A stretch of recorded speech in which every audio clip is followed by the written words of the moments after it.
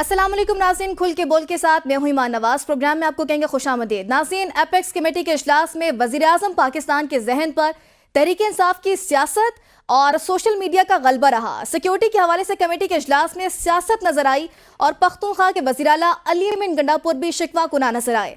मुज़ाकरात के संफ में जाएंगे, ये सवाल हर जहन में है और मोहतरमा अज़मा बुखारी की गुफ्तगू के बाद सियासी अदम बर्दाश्त सबको महसूस हुआ और एहसन इकबाल के मंसूबे क्यों ऐसा तरीके से अंजाम नहीं पाते। इन तमाम सवालात के जवाब ढूंढने के लिए हमने प्रोग्राम में मदू किया है फिजा रियाज, बशीर चौधरी, जावेद हुसैन और सलमान अनी साहब। तमाम मेहमानों को वेलकम। फिजा, आपकी जानिब आना चाहूंगी। शहबाज शरीफ ने आज एपेक्स कमेटी में कहा कि सोशल मीडिया पर झूठ का तूफान ना रोका गया तो तमाम काविशें दरिया बुर्द हो जाएंगी। शहबाज शरीफ कौन सी कोशिशों की बात कर रहे हैं जो सोशल मीडिया से दरिया बुर्द हो जाएंगी? इमाम, thank you so much for having me. और शहबाज शरीफ साहब सोशल मीडिया की बात तो तब करें ना जब उन्होंने सबसे पहले तो हमें इंटरनेट प्रोवाइड करना है। उनकी बेसिक जिम्मेदारी है कि अब इंटरनेट की बात अगर की जाए तो internet is like a basic necessity, क्योंकि हर किसी के हाथ में फ़ोन है और हर किसी को इंटरनेट और सोशल मीडिया यूज़ करना है। तो सोशल मीडिया पर वो कह रहे हैं कि फेक न्यूज़ के ज़रिए एक प्रोपेगेंडा किया जा रहा है और इदारों को डैमेज किया जा रहा है। लेकिन वो ये बात क्यों नहीं बता रहे कि फ्रीडम ऑफ एक्सप्रेशन को सबसे पहले एक फायरवॉल के नाम पर आपने डिरेल किया है और उसके बाद आप इंटरनेट को बंद कर रहे हैं और फिर कह रहे हैं जी हमारी जो फायरवॉल्स है, जो फाइबर ऑप्टिक्स है, जो इतने गहरे पानी के समंदरों में है, उसको शार्क ने जाके काट लिया है। मतलब ये शिजा फातिमा जिस किस्म की बातें कर रही हैं, इस पर तो वैसे मजाक उड़ना चाहिए और हंसी आती है कि वो ऐसी सीरियस पोस्ट पर हैं, ऐसी पोजीशन पर हैं और उसके बावजूद वो इस किस्म के बयानात दे रहे हैं। अब अगर आप कंट्रोल कर रहे हैं हर चीज को और फिर उसके बाद भी आप कह रहे हैं कि ये एक भोंडा मजाक है और इस तरह की बातें, तो फिर तो उनको एक बार फिर से सोचना चाहिए कि वो अवाम को कितना दबाना चाह रहे हैं या वो किस हद तक दबाने में नाकाम हो चुकी है। दैट्स वाई वो इस किस्म के बयानात दे रहे हैं। अच्छा बशीर साहब, आज एपेक्स कमेटी में वज़ीर-ए-आज़म का बड़ा फोकस सोशल मीडिया पर रहा और 26 नवंबर को इस्लामाबाद में जो धरना हुआ उस पर भी वज़ीर-ए-आज़म का हदफ तो तहरीक इंसाफ थी। अगर पीटीआई थी तो फिर नाम क्यों नहीं लिया गया? देखिए, ये जो एपेक्स कमेटी है बुनियादी तौर पर जिस तरह आपने जिक्र किया कि ये पूरे पाकिस्तान में सिक्योरिटी से मुतालिक है और नेशनल एक्शन प्लान जो कि 2014 में बना था जब एटीएस अटैक हुआ था और उसके बाद एक नेशनल कंसेंसस के तहत ये कमेटी वजूद में आई थी जिसमें पाकिस्तान की सियासी और अस्करी क़यादत जो है वो शरीक होती है और उसमें जाहिर है पूरे मुल्क में सिक्योरिटी की सूरत हाल का जायजा लिया जाता है। तो जाहिर है उसमें सिक्योरिटी की बातें होती हैं और इस वक्त जो सियासत जो पूरे पाकिस्तान की सिक्योरिटी है उसका सबसे बड़ा मसला ये है कि सूबे और विफाक एक पेज पर नहीं है और सिक्योरिटी के मामलात को लेकर भी सियासत ही होती है। आप एक तरफ विफाक को ये देखें कि वो जब भी विफाकी वज़रा या वज़ीर-ए-आज़म बात करते हैं तो वो खैबर पख्तूनख्वा हुकूमत को ये इल्ज़ाम देते हैं कि खैबर पख्तूनख्वा में अमन व अमान नहीं है, सिक्योरिटी की सूरत हाल ख़राब है और तहरीक इंसाफ की जो सूबाई हुकूमत है वो धरनों और एहतजाजों में मसरूफ़ है। उन्हें अपने सूबे के मामलात पर और सूबे में अमन व अमान के हवाले से जो है वो फोकस करना चाहिए। उसके जवाब में लेकिन बशीर साहब सवाल तो ये है कि इस मौके पर ऐसी बात उन्हें करनी चाहिए थी। देखिए, बात तो हर एक ने करनी है, कहीं ना कहीं तो होनी है बात। जब इजलास हो रहा है, सारे लोग बैठे हुए हैं, तो बात तो करने में मुज़ायका नहीं है। जहां उनके पास तहरीक इंसाफ के पास और वज़ीर आला खैबर पख्तूनख्वा अली अमीन के पास भी जवाब का ऑप्शन मौजूद है और उन्होंने जवाब दिया भी और उनका ये कहना था कि जो इमरान खान की हुकूमत से पहले गिराने जाने से पहले जो है वो केपी में अच्छा खासा अमन व अमान था, उसके बाद ये दहशतगर्दी की कार्रवाइयां जो है वो बढ़ी हैं। और आपने ये भी देखा होगा पिछले दिनों में कि सिक्योरिटी के मामलात को लेके और दहशतगर्दी को खास तौर पर लेके जो इस वक्त की वफाकी हुकूमत है, यहाँ तक कि जो सियासी जो अस्करी इदारे हैं वो भी तहरीक इंसाफ की जो साबिक हुकूमत की पॉलिसी थी, जो तालिबान के साथ मुज़ाकरात और फिर उनकी रीसेटलमेंट के मामलात, उस पर जो है उसको खासा तनकीद का निशाना बनाते रहे हैं और दूसरी तरफ से भी जवाब आता रहा है।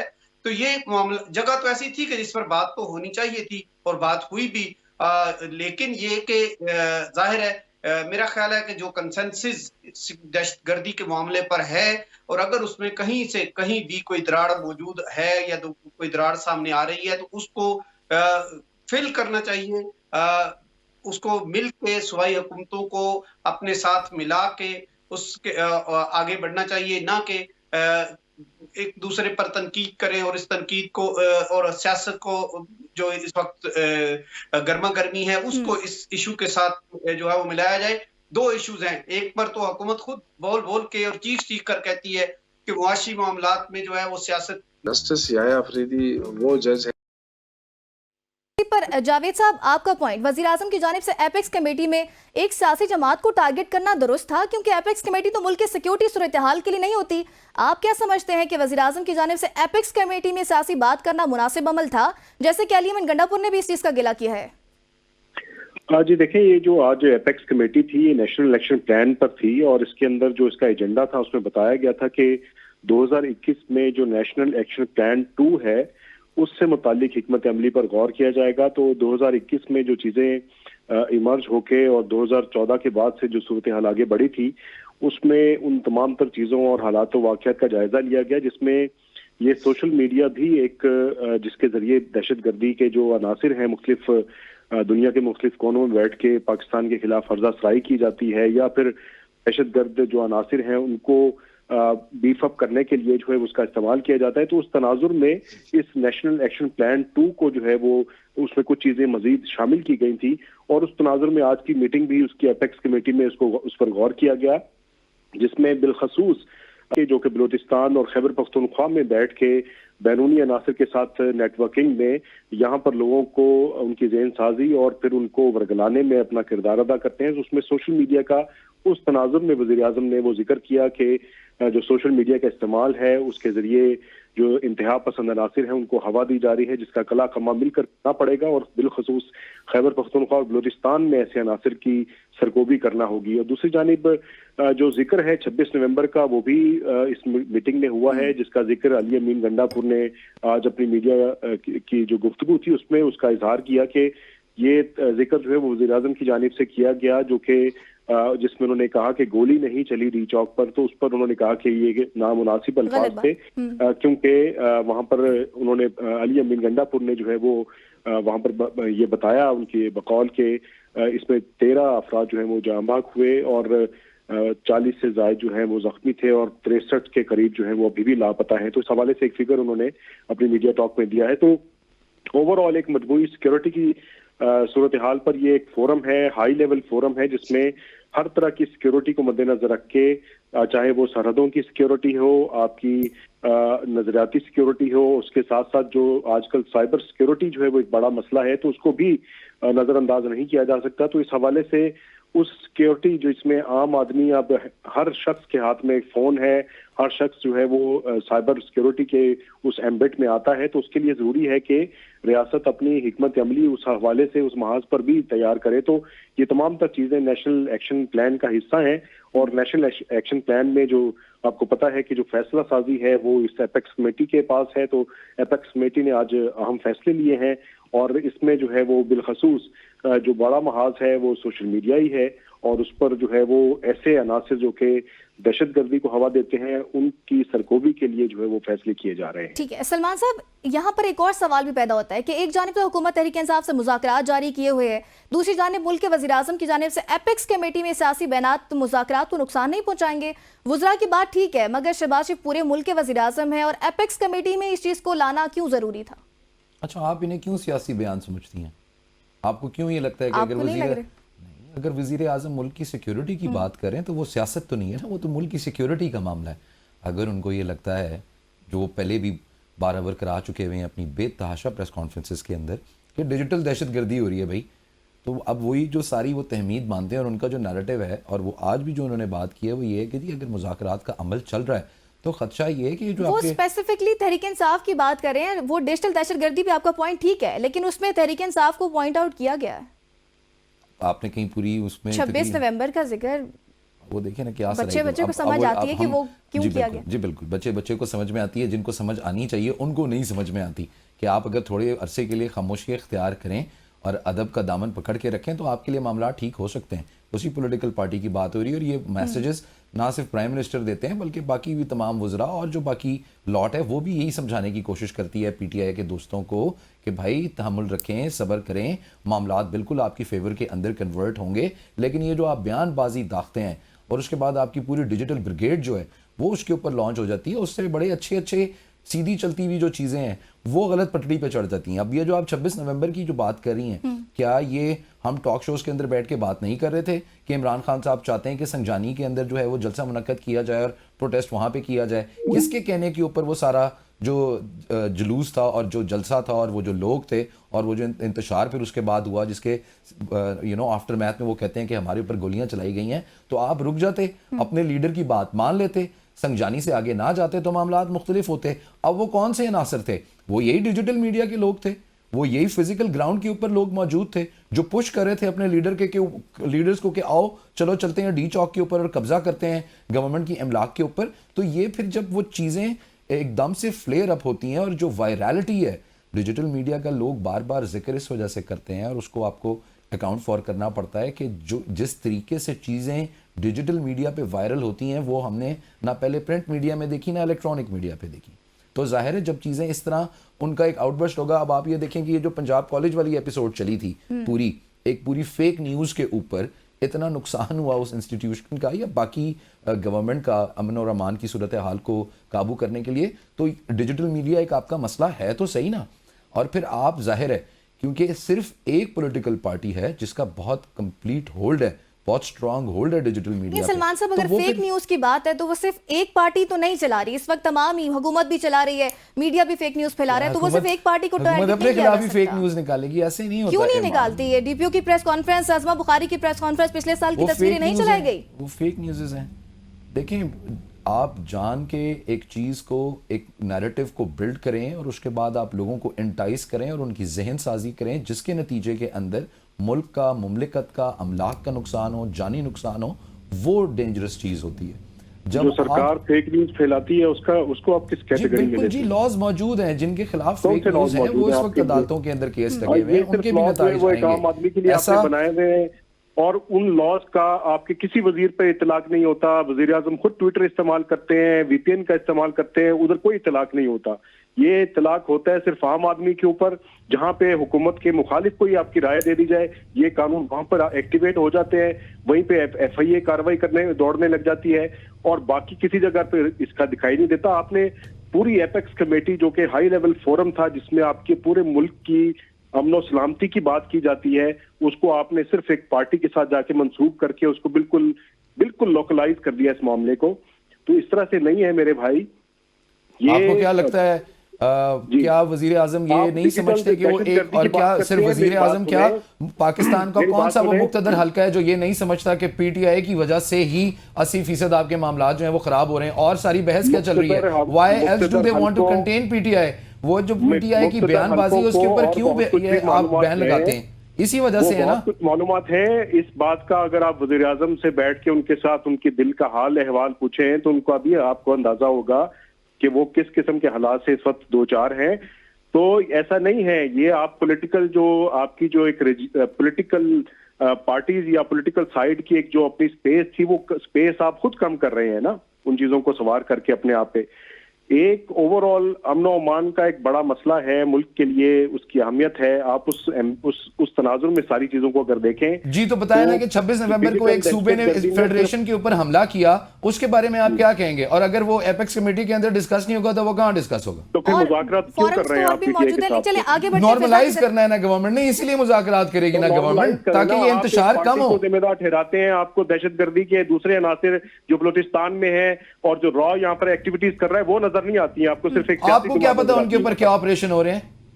क्या ऑपरेशन हो रहे हैं? आपको क्या लगता है कि मुल्क के जो सलामती के इदारे हैं और जो मुल्क की सिक्योरिटी के इदारे हैं वो सो रहे हैं? उनको नहीं पता डेली बेसिस के ऊपर शहादतें हो रही हैं भाई, ऐसे ना करें। इसके अलावा बस शहादतों का जो है वो आप अकेले नहीं है इसके जिम्मेदार, हम सब उनके जिम्मेदार हैं और उनकी शहादतों को हम समझते हैं। उनको हम ये नहीं कहते कि वो गलत कर रहे हैं या मुल्क के लिए दिफा के लिए। तो फिर आप ये ना कहें कि मुल्क की सिक्योरिटी एजेंसीज जो है वो इस मुल्क की सालमियत के लिए काम नहीं कर रही, ऐसे नहीं है भाई, जिनका जो काम है वो कर रहे हैं। आप कहते हैं स्पॉयलर्स हैं, आप खुद स्पॉयलर हैं। जो चीजें मस्बत होने लगती हैं उनको आप नेगेटिव ले जाते हैं और वो सारा प्रोसेस जो है उसको जीरो करवाने में आप ही जैसे कैरेक्टर्स जो हैं ये रोल प्ले करते हैं। मेरे जैसे कैरेक्टर्स जरा लफाजी अपनी चलिए, दुरुस्त करें। ठीक है, आप एक इसको अच्छे बाद में जर्नलिस्ट डिस्कस हैं। करते हैं। ये फिजा- प्राइम मिनिस्टर की बात हो रही है ठीक है, और सलमान एपेक्स साहब, आपका कमेटी के point अंदर है। उन्होंने जो बयान दिया उसकी बात हो हम रही है। वैसे वज़ीर तवज्जो आज़म दें। की बात कर रहे थे ओवरऑल। फिजा, आपकी जानिब आना चाहूंगी। आज गवर्नर खैबर पख्तूनख्वा फैसल करीम कुंडी ने भी कहा है कि मुज़ाकरात का कोई नतीजा नहीं निकलता नजर आ रहा। आप क्या समझती हैं, फैसल करीम कुंडी ऐसा क्यों कह रहे हैं? इसकी वजह हुकूमत है या फिर तहरीक इंसाफ? ईमान, ये गवर्नर खैबर पख्तूनख्वा अगर इस किस्म की कोई स्टेटमेंट दे रहे हैं तो वो तो प्रैक्टिकली इस मुज़ाकराती टीम का हिस्सा ही नहीं है। और प्रैक्टिकली पीपल्स पार्टी सिर्फ आईनी ओहदे लेकर बैठी हुई है। वो कहीं पर गवर्नमेंट के फेलियर्स हैं या कहीं पर गवर्नमेंट को सपोर्ट करना है या पर कहीं पर गवर्नमेंट में कोई प्रेशर आ रहा है तो वो किसी किस्म का प्रेशर डील नहीं कर रही। और बल्कि बिलावल तो एक तरीके से पीटीआई के मौकिफ की बात कर रहे हैं। कभी वो अगर शार्क्स की बात करते हैं, कभी वो बात करते हैं कि ये इस्लामाबाद के बाबे जो कि बटनों वाला फोन लेकर बैठे हुए हैं, इस किस्म के स्टेटमेंट्स अगर वो दे रहे हैं तो वो तो एक तरीके से हुकूमत को ही कर रहे हैं। फिर पंजाब के अंदर देख ले, पंजाब के गवर्नर की कहाँ चलती है। तो कुंडी साहब ठीक है, एक सीजनल पॉलिटिशियन है, एक बड़े सूबे के अंदर गवर्नर है, गवर्नर तीसरी राज की जब बड़ी बात होती पार्टी है। के वो रहनुमा हैं, अगर उनकी जानिब से ऐसे बयानात आ रहे हैं, और दूसरा ये कि इत्तेहादी हैं, वो खुद क्यों नहीं किरदार अदा कर सकते? किरदार तो अदा कर सकते हैं। राणा साहब भी कह चुके हैं कि इन तमाम तर जो जिम्मेदारी है वो पीपल्स पार्टी पर भी आयद होती है। वो क्यों ये भार अपने कंधों पर उठाएं? यही तो पीपल्स पार्टी की स्ट्रेटजी है। आप ये देखें कि वो जब पीडीएम की गवर्नमेंट थी तब उन्होंने देखा, उनको सारे हालात वाकयात की समझ आ गई कि इस टाइम इकोनॉमिक सिचुएशन बहुत ख़राब है, पॉलिटिकल सिचुएशन बहुत ख़राब है और इसको संभालना बड़ा मुश्किल है। तो उन्होंने सारी की सारी जिम्मेदारी वोट लेके, अब देखें ये गवर्नमेंट रहे या ना रहे, जो चेयरमैन सेनेट हैं वो रहेंगे, ये गवर्नमेंट रहे या ना रहे, सदर पाकिस्तान रहेंगे। तो उन्होंने ओहदे ही वो लिए हैं जिनके ओहदे रहेंगे, गवर्नमेंट रहे या ना रहे, गवर्नर साहब रहेंगे। तो मतलब उनके पास आईनी ओहदे हैं जिनको वो नेक्स्ट गवर्नमेंट में भी कंटिन्यू कर सकते हैं। लेकिन अगर महंगाई होती है तो उसके जिम्मेदार कौन? शहबाज शरीफ। अगर कोई पीटीआई उनके खिलाफ एहतजाज करती है और हुकूमत उसको कंट्रोल नहीं कर पाती, स्टेट के रिट को चैलेंज किया जाता है, कोई सिक्योरिटी कोलैप्स आता है, कोई इकोनॉमिक इंस्टेबिलिटी आती है, उस सब के जिम्मेदार कौन है? शहबाज शरीफ और उसकी गवर्नमेंट। तो सारी की सारी जिम्मेदारी उन्होंने डाली हुई है नून लीग के ऊपर। और पीपल्स पार्टी स्टेक होल्डर है, सिर्फ आईनी ओहदे में मरात लेंगे, गवर्नरशिप अपने गवर्नर, तो वो मुज़ाकराती टीम का क्यों हिस्सा बनेंगे? वो तो अंदर से चाहते हैं कि पीटीआई उनके साथ मिल जाए। बिलावल की तो बड़ी दरीना ख्वाहिश है कि पीटीआई उनके साथ मिल जाए। आपको याद होगा इलेक्शन कैंपेन जब कर रहे थे बिलावल, तो बार बार क्या कर रहे थे? वो सारी एंटी नवाज लीग थी, एंटी पीएमएलएन थी। उन्होंने कभी जो है वो उनके हक में कोई स्टेटमेंट्स नहीं दिए थे। वो तो चाहते थे कि पीपल्स पार्टी और पीटीआई का इत्तेहाद हो और वो गवर्नमेंट में आए।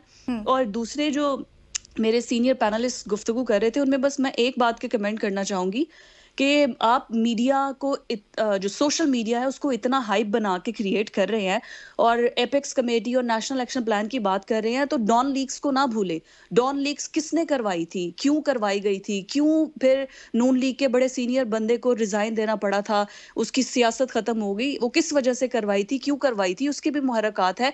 क्यों नेशनल एक्शन प्लान को as a failure of military उसमें करार दिया गया था। और अभी अगर वो एपेक्स कमेटी के अंदर शहबाज शरीफ साहब अगर बात करें या पीटीआई की नाम लिए बगैर, तो उसमें कोई हर्ज नहीं है, कोई बुरी बात नहीं है, क्योंकि वो सियासी बात भी कर रहे हैं, सिक्योरिटी की बात भी कर रहे हैं। जिसका जितना कद होता है वो उतनी बात करता है। तो उनका काम नहीं है कि वो बॉर्डर पे जाके जो है वो जंगें लड़ना शुरू कर दे। वो सियासी आदमी है, उन्होंने सियासी बात कर दी। लेकिन आप इस चीज को, साइबर सिक्योरिटी को कंट्रोल करने के लिए हुकूमत बता दे कि उन्होंने कितने नए इंस्टीट्यूट बनाए हैं जहां पर लेटेस्ट एजुकेशनल रिफॉर्म्स की गई हैं। आईटी के कितने इंस्टीट्यूट बनाए हैं जो इंटरनेशनल स्टैंडर्ड के अकॉर्डिंग हो। साइबर सिक्योरिटी के हवाले से कितने इंस्टीट्यूट बनाए हैं, कितने लोगों को एजुकेट किया है। तो फिर तो वो इस पर बात करें। सिर्फ फायरवॉल एक लगा देना और जो भी मवाद है आपने पेका एक्ट बना देना कि पकड़ के 10-10 साल के अंदर कैद करो, 8-8, 10-10 लाख के जुर्माने करो सहाफियों पर जो इस किस्म की खबरें दे दें। तो आप इस चीज को भी देखें, ये बड़ा एक मिसमैनेज है और इनकी पूरी टीम मीडिया को बड़ा मिसमैनेज करी है। अता तारड़ की क्या डिग्री है कि वो वजीर इत्तलात है, वो किस तरीके से इस चीज को मैनेज कर सकते हैं। सोशल मीडिया के लिए उनको एक अलग डिपार्टमेंट बनाना होगा, एक अलग से उसका मिनिस्टर हो जो कि समझता हो। आईटी की मिनिस्ट्री उसको दे देते हैं जिसके पास आईटी की डिग्री नहीं है। और उस डिपार्टमेंट में अगर इंटरनेट ही नहीं आएगा तो फिर वो डिपार्टमेंट कैसे काम अब करेगा? तो वीपीएन से फतवे आ रहे हैं ना, वीपीएन के फतवे भी आ रहे हैं। जहां इन उलमाए कराम को पारा चनार पे इतना बड़ा इशू है, जहां पर फतवे देने चाहिए, जहां पर शिया सुन्नी सेक्टेरियन लड़ाई है, वहां पे जाके इनको काम करना चाहिए कि लोगों का जिन्होंने चल माइंड वॉश कर दिया है ठीक वहां है, पे जाके ये काम करे। ये पकड़ के वीपीएन के ऊपर फतवे दे ठीक रहे हैं। तो यहाँ पर तो सबका ही मतलब वही है, शरीफ वो है जिसको मौका नहीं मिला, जिसको ठीक है। मौका मिल रहा है वो अच्छा, अपनी चढ़ाइयां चढ़ है। सही हो गया फिजा। बशीर साहब, हुकूमत की जानिब से मुसलसल ये कहा जा रहा है कि इमरान खान एनआरओ मांग रहे हैं, और यही बात आज फैसल करीम कुंडी ने भी की। लेकिन राना सनाउल्लाह ने खुद गुज़िश्ता रात एक शो में बताया कि मुज़ाकरात में इमरान खान की रिहाई से मुतल्लिक कोई बात नहीं हुई, और बानी पीटीआई खुद भी ये कह चुके हैं कि वो जेल में ही रहेंगे। तो फिर ये कैसा एनआरओ है? मैं फिजा की दो करेक्शंस करना चाहूंगा। एक तो ये कि पीपल्स पार्टी जो है वो मुज़ाकराती टीम का हिस्सा है। मुज़ाकराती टीम में राजा परवेज अशरफ और सैयद नवीद कमर जो है वो इस कमेटी का हिस्सा है, जो तहरीक इंसाफ के साथ मुज़ाकरात कर रही है। सर, आपने उनका एक भी स्टेटमेंट सुना है? उन्होंने मीडिया टॉक की है, उन्होंने आके सिर्फ और सिर्फ अयाज सादिक बोले हैं, नून लीग के सेनेटर इरफान सिद्दीकी बोले हैं, अली अमीन गन्नापुर ने, उनका कोई स्टेटमेंट आपकी नजर से गुजरा हो तो प्लीज रिमाइंड मी। वो उस मुज़ाकराती कमेटी का हिस्सा है जो तहरीक इंसाफ के साथ मुज़ाकरात कर रही है, नंबर 1। नंबर 2 ये कि जो डॉन लीग्स थी वो एक एस्टेब्लिश्ड फैक्ट है कि वो डॉन लीग्स एक फैब्रिकेटेड ड्रामा था, और वो जनरल राहील शरीफ का तोसी लेने के लिए उस वक्त की हुकूमत पर एक प्रेशर था, और उस प्रेशर का जो नतीजा था वो आपके सामने है। किसी भी तारीखी हवाले के तौर पर डॉन लीग्स को एज ए क्रेडिबल, जिसको कह सकते हैं ना कि कोई क्राइम या कोई स्कैंडल के तौर पे पेश नहीं किया जा सकता। वो एक साजिश थी उस वक्त की हुकूमत के खिलाफ जो नाकाम हुई, और उसको उन्होंने जो उस वक्त की हुकूमत थी उन्होंने तोसी देने से इनकार किया। ये एक एस्टेब्लिश्ड फैक्ट है, और बाद की कई जो अस्करी और सियासी उस वक्त के तज्जियाकार हैं या जिम्मेदारान हैं वो इस बात की तस्दीक कर चुके हैं। बशीर साहब, एनआरओ पे कमेंट कीजिएगा। जी, एनआरओ की बात यह है कि देखिए ये सियासी बयानात हैं। जो आप जिस बयान का आपने राना सनाउल्लाह का हवाला दिया, उन्होंने एक सवाल के जवाब में ये कहा था जी कि तहरीक इंसाफ ये डिमांड कर रही है कि इमरान खान को रिहा किया जाए, तो उन्होंने कहा कि नहीं, इमरान खान की रिहाई की कोई बात नहीं हुई। अलबत्ता तहरीक उस जो कल की मुज़ाकराती कमेटी का जो इलामिया जारी हुआ है, उस इलामिया में ये जिक्र है कि तहरीक इंसाफ ने अपने रहनुमाओं कारकुनान की रिहाई का मुतालबा सामने रखा है, और इसी तरह 9 मई और उसके बाद जो 26 नवंबर के वाकयात हैं उनके हवाले से जुडिशल कमीशन का मुतालबा रखा है। यहाँ पर मैं आपको एक थोड़ी सी खबर जो है वो बता दूं, कल उसको हो सकता है कि वापस मामला मुद्दा मुड़ आए, लेकिन फिलहाल तहरीक इंसाफ जो है वो 8 फरवरी के इंतखाबात की जो तहकीकात और मैंडेट की वापसी का जो मुतालबा था उससे पीछे हट चुकी है। इसीलिए बातचीत जो है वो आगे बढ़ रही है। तो एनआरओ का मामला तो इस वक्त जो है, देखिए मुज़ाकरात हो रहे हैं। मैंने पिछले प्रोग्राम में भी ये बात की थी कि जब सियासी जमातें बैठती हैं तो कुछ ना कुछ उसका हल निकल आता है। हल निकलने का यही है कि ये बातचीत आगे बढ़ रही है। अब ये जो कमेटी है, बुनियादी तौर पर इसका जो मैंडेट या इसका जो बनाने का जो मकसद है वो यही था कि तहरीक इंसाफ और हुकूमत बैठे और मुज़ाकरात के जरिए, बातचीत के जरिए जो इस वक्त तनाज़ात हैं, खास तौर पर जिन तनाज़ात को लेके तहरीक इंसाफ आए रोज एहतजाज कर रही है, उनका कोई ना कोई हल निकाला जाए। और इस वक्त जो सिचुएशन है वो ये है कि कमेटी का दायरा कार फैल रहा है। कल अयाज सादिक ने अपनी जो उनकी इब्तदाई गुफ्तगू थी उसमें बड़ा वाज़ेह कहा कि एक तो ये कि जो तहरीक इंसाफ ने हमारे सामने मुतालबात रखे थे उसमें से कुछ पर अमल दरामद हो चुका है। तहरीक इंसाफ ने उसकी तरदीद नहीं की कि नहीं जी आपने गलत कहा, क्या उनमें से कुछ पर अमल दरामद नहीं हुआ। बशीर साहब, तो अगर राना सनाउल्लाह की बात की जाए तो उनके बयानात भी बड़े मुतजाद हैं। पहले वो पिछले हफ्ते जो प्रोग्राम में उन्होंने एक बात की कि मौजूदा सिस्टम को स्मूथ चलने दें तो खान साहब की रिहाई पर भी बात हो सकती है, लेकिन आज ही उन्होंने एक प्रोग्राम में बात की कि कुछ कहना चाह रहे हैं आप? सिस्टम चल रहा है ना, सिस्टम चल रहा है तो जब सिस्टम पे, लेकिन आज वो कह रहे हैं कि इनके केसेस लीगल हैं, अदालतों में जाएं। जब हम पर मुनशियात के केसेस बनते रहे तो ये भी हमें कहते रहे कि अदालतों में जाएं, तो उनके अपने इस तरह के बयानात मुतजाद आ रहे हैं। ऐसे में मुज़ाकरात कैसे कामयाब होंगे?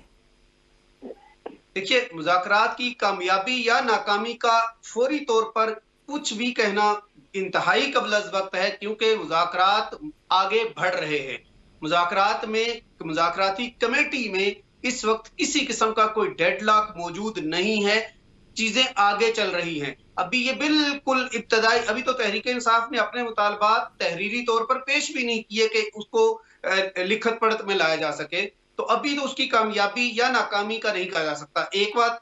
दूसरी बात यह कि कमेटी ने खुद ये ऐलान किया है कि जो कमेटी के बाहर बयानात होंगे उनका इन मुज़ाकराती अमल पे कोई असर नहीं होगा, कोई उसका अमल दखल नहीं होगा। यहां तक कि उन्होंने जो हुकूमती ज़ुमा है वो ये कह चुके हैं कि अगर इमरान खान भी कोई बयान देते हैं मुज़ाकरात के हवाले से तो उसका भी असर नहीं लिया जाएगा, क्योंकि हम सिर्फ उसी पर आगे बढ़ेंगे या बात करेंगे जो बात कमेटी के अंदर होगी। तो इसलिए सियासी बयानात को लेके आगे ना चले, ना ही इसको मुज़ाकरात की कामयाबी या नाकामी का जो है वो मायार बनाएं। ये इस वक्त मुज़ाकरात हो रहे हैं, ठीक है, आगे बढ़ेंगे। जावेद साहब को पॉइंट जानेंगे। ठीक है, आपको पॉइंट आ गया। जावेद साहब, आज पीपल्स पार्टी के वजीर सईद गनी ने भी कहा है कि इमरान खान इसी साल 2025 में जेल से बाहर आ जाएंगे, मगर सियासत में उनका किरदार खत्म हो जाएगा। क्या इमरान खान का सियासत में किरदार खत्म हो सकता है, आपको लगता है? देखें, चीजें कुछ तब्दीली जो है वो दिखाई दे रही है मुख्तलिफ चीजों में, जिसमें पाकिस्तान तहरीक इंसाफ पहले 26 नवंबर तक जो है वो एक एग्रेसिव सियासत कर रही थी और एहतजाज की जो है वो सियासत कर रही थी, लेकिन अब उसमें हमने देखा कि तब्दीली आई है। पहले 8 फरवरी के इंतखाबात को गैर कानूनी और फॉर्म 45-47 के हवाले से याद किया जाता था, लेकिन अब पाकिस्तान तहरीक इंसाफ उसका जिक्र भी अब उसमें कम उनकी गुफ्तगू में दिखाई देता है, और जो मुतालबात हैं वो भी अब कम होके 2 मेन मुतालबात पर जाके बात रुक गई है, जिसमें जो असीर है उनकी रिहाई और साथ ही साथ जो है वो 9 मई और 26 नवंबर के जो जुडिशल कमीशन का क़याम। तो इस हवाले से एक तब्दीली जो है वो वक्त के साथ साथ पाकिस्तान तहरीक इंसाफ की जो पॉलिसी है, सियासी पॉलिसी है, उसमें भी दिखाई दे रही है। दूसरी जानिब हुकूमत की जानिब से भी जो रवैया है उसमें कुछ तब्दीली दिखाई दी है, और इसमें स्पीकर कौमी असम्बली का बड़ा किरदार है कि उन्होंने अपने ऑफिस को जो है वो इस हवाले से पेशकश की और फिर उसमें अपना किरदार भी अदा कर रहे हैं। लेकिन जो हमारी इन दोनों कमेटियों के मेंबरान से मुलाकात हुई है, जो दूसरा फेज हुआ अभी, उसमें उनकी जो पाकिस्तान तहरीक इंसाफ की जो मुज़ाकराती कमेटी है उनकी बॉडी लैंग्वेज जो है वो इस दफा कुछ कॉन्फिडेंट दिखाई नहीं दे रही थी। दूसरी जानिब जो हुकूमती जो कमेटी थी उनके अराकीन के अंदर भी तजब्जुब था कि उनको ये पता ही नहीं है कि मामला को लेकर किधर की तरफ जाना है। अगर तहरीरी तौर पे हमने राना सनाउल्लाह साहब से बात की कि वो तहरीरी तौर पर लिख कर दे देंगे, तो उनका जवाब ये था कि हम भी उनको तहरीरी तौर पर उसका जवाब दे देंगे। यानी उसकी जावेद साहब, लेकिन हामिद रजा तो बड़े कॉन्फिडेंट थे, वो एक शो में बैठ के कह रहे थे कि हमारे मुस्कुराने का नहीं, हमारे कहकहों का वक्त आ गया है कि हुकूमत उस पर क्या हिकमत अमली इख्तियार करती है। इस हवाले से कुछ चीजें ये दिखाई दे रही हैं कि बैकडोर पर कोई और टीमें हैं जो कि मुज़ाकरात कर रही हैं, और उन मुज़ाकरात में कुछ ठीक है जावेद साहब, यहाँ इसको ब्रेक के बाद कंटिन्यू करते हैं। नाज़रीन इस सुनेंगे, लेकिन इस ब्रेक के बाद। वेलकम बैक नाज़रीन, प्रोग्राम के सिलसिले को आगे बढ़ाएं। जावेद साहब ब्रेक से पहले बात कर रहे थे, जावेद साहब अपनी बात को कंटिन्यू कीजिएगा।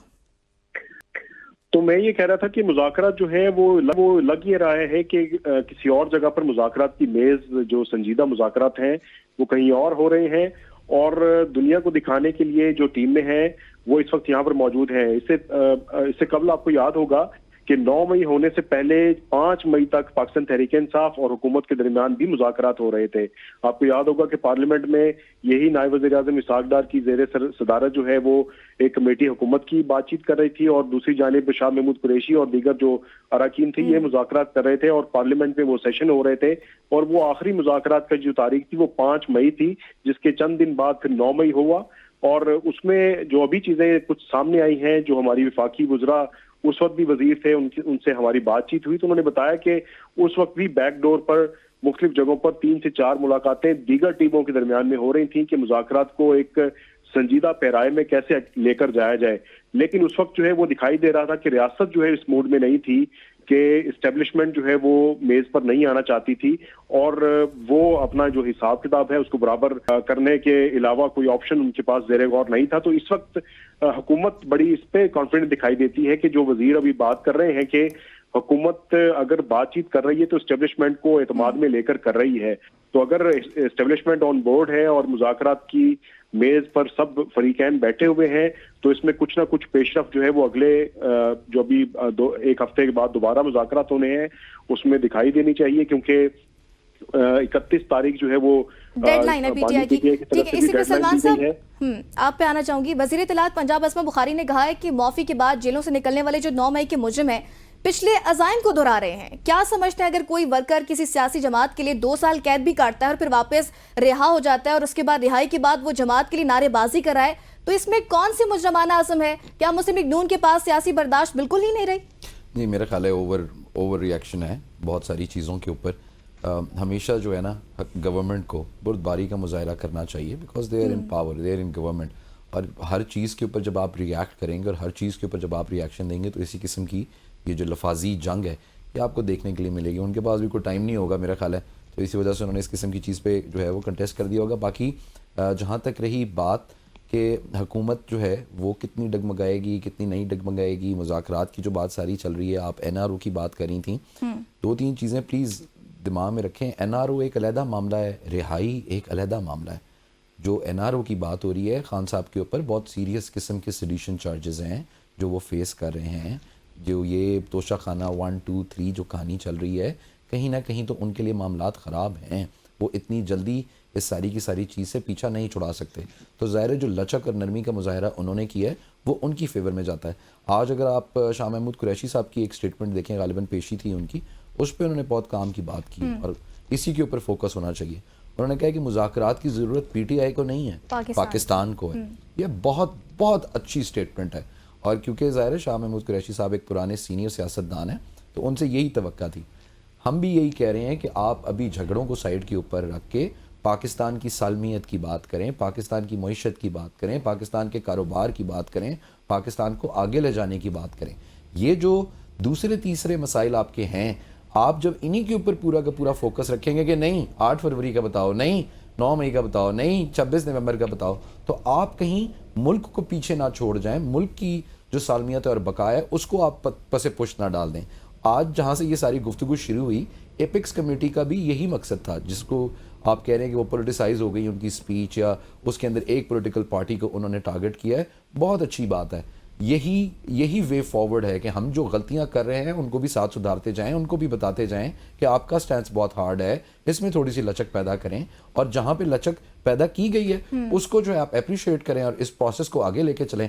अब राना सनाउल्लाह क्या कह रहे हैं या तारड़ क्या कह रहे हैं या उज़मा बुखारी क्या कह रही हैं, उससे जो बेसिक फोकस है पाकिस्तान की सालमियत, पाकिस्तान के लोग, उनकी मंशा, उनके मफाद, वो सबसे पहले होने चाहिए। ठीक है। अच्छा फिजा, आपकी जानिब आना चाहूंगी। वफाकी वजीर एहसन इकबाल कहते हैं कि 5 साल मंसूबा उड़ान पाकिस्तान जो है उसका आगाज हो गया है। पाकिस्तान को एशियन टाइगर बनाएंगे, पाकिस्तान को 2035 तक 1000 अरब डॉलर की मईशत बनाना है। लेकिन ये मंसूबा तो 5 साल का नहीं है, 2030 के बजाय 2035 क्यों कहा जा रहा है, जबकि अभी तक मुल्क में कोई सरमायाकारी भी नहीं आई? तो किस उड़ान की बातें की जा रही हैं? मुझे ऐसा लगता है जैसे आपको याद होगा बलूचिस्तान के अंदर से वजीर साहब के घर जब छापा पड़ा था, तो मतलब बैंकों की जो वो नोट गिनने वाली मशीनें थी वो खत्म हो गई थी, लेकिन उनके पैसे खत्म नहीं हुए थे। तो शायद एक आधा घर किसी पर छापा मारेंगे जहां से डॉलर्स मिल जाएंगे। मतलब सारे पैनलिस्ट बहुत सीनियर हैं और सबको पता होगा कि अब तो बैंक में पैसा रखते ही नहीं है ये लोग, घरों में अंडरग्राउंड होता है या डॉलर्स की शक्ल में होता है। तो वो मुझे लगता है कि शायद वो डॉलर्स निकलेंगे और उसके बाद, और एहसन इकबाल साहब he is a wonderful politician, no doubt about it, and a very honest man. लेकिन ये अपने हर दौर में कोई ना कोई ऐसा मंसूबा लेकर आते हैं और वो मंसूबा कुछ हद तक पाया तकमील में जाता भी है, कोशिश भी करते हैं। एटलीस्ट नून लीग को आप इस चीज का क्रेडिट तो देंगे कि ये डेवलपमेंट काम बहुत ज्यादा करते हैं। अब एशियन टाइगर और दूध और शहद की नहरें बहाना, ये it's too early to say anything. अभी तो इनको ये भी नहीं पता कि ये हुकूमत पूरी 5 साल करेंगे या नहीं करेंगे। 2024 के बिल्कुल एंड तक ये आ रहा था कि बिलावल आ रहे हैं और पीपल्स पार्टी आ रही है, शायद जरदारी साहब जो है वो सदर का ओहदा छोड़ दें और प्राइम मिनिस्टर जो है वो बिलावल आ जाएं, और फिर उसके बाद पीपल्स पार्टी की तरफ से तरदीद आई कि नहीं भाई अभी तो इकोनॉमिक सिचुएशन बेहतर नहीं है जिसको हम सही कर सकें, तो अभी तो इसी हुकूमत को चलने दे। तो ये हुकूमत अगर मुज़ाकरात भी कर रही है और मुज़ाकरात करने के बाद इमरान खान बाहर आ भी जाते हैं, जैसे सईद गनी ने कहा है कि 2025 में बाहर आ जाएंगे, लेकिन बाहर आने के बाद क्या वो खामोश रहेंगे? क्या वो अपनी पॉलिटिकल स्ट्रगल को छोड़ देंगे रास्ते में? So it's impossible. उनके साथ वाले उनकी गारंटी नहीं दे सकते कि वो बाहर आकर, जो उन्होंने कहा है कि अगर वो अपनी गुफ्तगू को बंद रखेंगे, अपने आप को कंट्रोल में रखेंगे, ऐसा हो नहीं सकता। Because he like stardom, he like the bold steps. तो वो बाहर आके भी कुछ ना कुछ बोल्ड स्टेप्स तो लेंगे, तो वो इस हुकूमत के लिए जो है वो सही नहीं होगा। तो ये हुकूमत भी अंदर से चाहती है कि वो ना ही बाहर आए तो बेहतर है, बल्कि हुकूमत से ज्यादा तो उनके इर्द गिर्द हामिद के जो रजा ने लोग भी हैं यही बात पीटीआई की है वाले, कि अगर खान साहब बाहर भी आ जाते हैं तो हम ये गारंटी नहीं देंगे कि हुकूमत को नहीं गिराएंगे, हम अपना जो अदम एतमाद का आईनी और कानूनी हक है वो इस्तेमाल करेंगे। तो गारंटी तो वो इस चीज की भी नहीं दे रहे। वो यही तो बात है कि बल्कि उनके कुछ बातें ऐसी होती है जो हम लोग भी नहीं कर सकते इतना खुल के, लेकिन पीटीआई के लोग खुद भी नहीं चाहते हैं कि इमरान खान बाहर आए। मेरी ये बात बहुत से लोगों को बुरी लग रही होगी, लेकिन रियलिटी यही है, क्योंकि उनकी दिहाड़ियां खत्म हो जानी है। जो अभी उनके मजे लगे हुए हैं, अभी जो वो इतने स्टाइल में बैठ के कभी कोई आ रहा है कोई बयान दे रहा है, कभी कोई आ रहा है कोई बयान दे रहा है, जिन लोगों को कोई पूछता नहीं था उनको भी स्टारडम मिल रहा है, उनको भी लाइमलाइट मिल रही है, उनको भी इज्जत मिल रही है, उनको भी यस सर कहा जा रहा है, उनको भी अपने जब कॉन्स्टिट्यूएंसी में जाते हैं तो वहां पर जो है वो लोग सिर्फ इस बात पे उनका इज्जत देते हैं कि भाई ये खान के साथ खड़ा है, खान का सपोर्टर है, या उसके नाम पे इसने इलेक्शन लड़ा है। उन लोगों की दिहाड़ी, वो चाहेंगे कि ये बाहर आए और इन सब की दुकानें अपनी अपनी बंद हो, वो कभी भी नहीं चाहेंगे, और हुकूमत भी नहीं चाहती कि वो बाहर आए। और इमरान खान खुद भी वो खुद को, अब उनका माइंडसेट ऐसा है कि उन्होंने अपने आप को हिस्ट्री में अलाइव रखना है, तो वो कभी भी एनआरओ लेके कभी भी बाहर नहीं आएंगे, और अगर बाहर आ भी गए तो वो खामोश एटलीस्ट नहीं बैठेंगे। होंगे। और रही ठीक बात एहसन इकबाल साहब की, सो ये उनका कोई पहला मंसूबा नहीं है, वो हर बार लेकर इससे आते कबल हैं भी ऐसा लाते कोई रहे। ना कोई ठीक मंसूबा। है जावेद साहब, एहसन इकबाल ने कहा कि माजी में पाकिस्तान में उड़ान पाकिस्तान के मौके ज़ाया होते रहे। अच्छा, जावेद साहब की जानिब भी आएंगे, बशीर चौधरी साहब आपकी जानिब आना चाहूंगी कि माजी में भी इस तरह की बातें की रही और उन्होंने आज भी कहा एहसन इकबाल ने कि उड़ान पाकिस्तान का मौका ज़ाया नहीं होने देंगे और तरक्की की शरह को 8 से 9% पर लाना होगा, जबकि तहरीक इंसाफ के दौरे हुकूमत में तरक्की की शरह 6% पर थी और अब 0.92% पर है। पीटीआई के टेन्योर के 3 साल को अगर निकाल दिया जाए तो मुस्लिम लीग नून की हुक्मरानी थी, क्यों मैशत नहीं संभली? पीएम भी ये बातें कहते रहे हैं कि तमाम स्टेक होल्डर्स अब एक पेज पर हैं और इस हुकूमत के साथ इस्टेब्लिशमेंट की जानिब से भी बड़ा ताउन किया जा रहा है। हर तरफ से रावी चैन ही चैन लिख रहा है, तो मैशत क्यों नहीं संभल रही? नहीं, अगर आप इस वक्त मईशत की बात कर रहे हैं, वो तो इमरान खान भी कह रहे हैं कि संभल गई है। अगर आप इसको, मईशत इस वक्त संभल तो चुकी है, अलबत्ता मईशत तरक्की नहीं कर रही। वो वाली मईशत जिसकी तरक्की से अवाम के मेयारे जिंदगी पे कोई असर हो, अवाम के में जिसको बड़ी जो कमोडिटीज हैं, जो अशियाए जरूरिया हैं, उनकी कीमतों में इतनी कमी आए कि वो महंगाई का उन पे कोई असर ना रहे, फिर तो जाहिर है उसका वो एक आइडियल सिचुएशन हो सकती है। लेकिन इस वक्त जो जिन हालात में पाकिस्तान ने पिछले 4 साल गुजारे हैं, कोविड और उसके बाद की सिचुएशन थी, और अब काफी आप रोज देखते हैं स्टॉक एक्सचेंज जो है वो रिकॉर्ड पे रिकॉर्ड बना रही है। तो ये कहना कि मईशत इस वक्त डामाडोल है, डामाडोल तो पहले से ही थी, लेकिन ये कि संभल चुकी है, आगे जाना है और उसके लिए अभी बहुत सारे स्टॉक एक्सचेंज तो पैरामीटर नहीं हो सकता ना बशीर साहब। और अगर तमाम स्टेक होल्डर्स वन पेज पर हैं, पीएम ने भी ये बात की है, तो फिर आपने कहा कि मैशत संभल गई, फिर संभलनी नहीं चाहिए, तरक्की करनी चाहिए। तरक्की ऐसे नहीं होती। तरक्की दिन ये जो है ना, वो पंजाबी में कहते हैं साला ने मारे साली उठते हैं, यानी कि जो अगर जो है ना मईशत पिछले 15 साल से खसारे में थी और कभी उसने तरक्की की ही नहीं थी, और तो फिर वो कैसे जो है वो अचानक से उठ के जो है वो उसकी बार ऊपर जाएगी? ऐसे नहीं होगा, आहिस्ता आहिस्ता चलना पड़ेगा। सबसे पहला टारगेट तो ये होगा ना कि आप आईएमएफ के प्रोग्राम से बाहर आए। अभी तो एक और आईएमएफ का प्रोग्राम आना है, तो जब आईएमएफ के प्रोग्राम से आप बाहर निकलेंगे, अपने कदमों पर खड़े होंगे, तरक्की की जानिब सफर तो तब होगा। अभी तो सहारा है, किसी तरीके से भी आप अपने आप को एक आखिरी मिनट है जावेद साहब, इस पर आप क्या कमेंट करेंगे?